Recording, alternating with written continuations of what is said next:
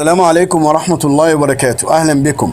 معكم الكاتب والمؤلف خالد يوسف الحناوي، متخصص وباحث في علم المصريات ومترجم لغة مصرية قديمة ومؤلف سلسلة الأجداد عن الحضارة المصرية باللغتي العربية والكرواتية. سوف نتحدث اليوم عن معبد من معابد الجنوب المصري في مدينة الأقصر، وهو معبد الملك منبتاح ابن الملك رمسيس الثاني من عهد الأسرة التاسعة عشر من الدولة الحديثة. ويقع معبد الملك منبتاح خلف معبد الملك أمنحتب الثالث وتمثالين ممنون، وهو مدمر تماما. ويعتبر هذا المعبد متحف مكشوف له سحره، يستطيع فيه المرء أن يتابع التخطيط الأصلي للمعابد المصرية. ولكن يختلف هذا المعبد عن المعابد الجنائزية الأخرى، ليس في عمارته وإنما في نحته.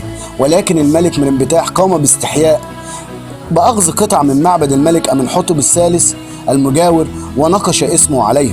أما تخطيط المعبد فهو مثل باقي المعابد الجنائزية، يتكون من طريق من الوادي، ثم صرح أول، ثم فناء مكشوف، ثم صرح ثاني، ثم صالة أعمدة، ثم صالة أعمدة ثانية، ثم قدس أقداس، وبجانب الحجرات الجانبية.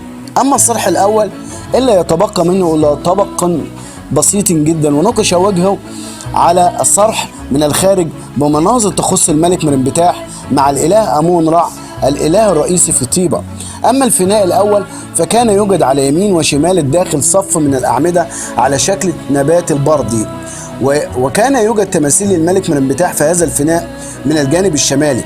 أما عند صالة الأعمدة الصغرى تتكون من 12 عمودا، والثانية 8 أعمدة، ثم يلي ذلك قدس الأقداس. وكما يوجد العديد من الحجرات الجانبية المبنية بالطوب اللبن لحفظ جميع الهدايا الثمينة داخل المعبد.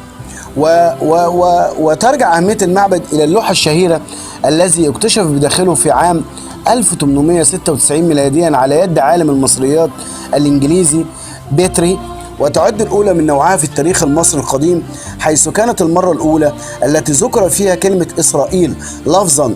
سجل فيها الملك منبتاح انتصاراته على أرض كنعان وإسرائيل كما انتصرت أبيه رمسيس الثاني. وفي اللوحة في الأصل كانت للملك أمنحتب الثالث، ولكن لأسباب غير معروفة استخدم الملك منبتاح تسجيل انتصاراته وذكر في النص كلمة إسرائيل أو بني إسرائيل. والآن اللوحة معروضة في المتحف المصري بالقاهرة. وشكرا لحضراتكم، وكان معكم خالد يوسف الحناوي، متخصص وباحث في علم المصريات.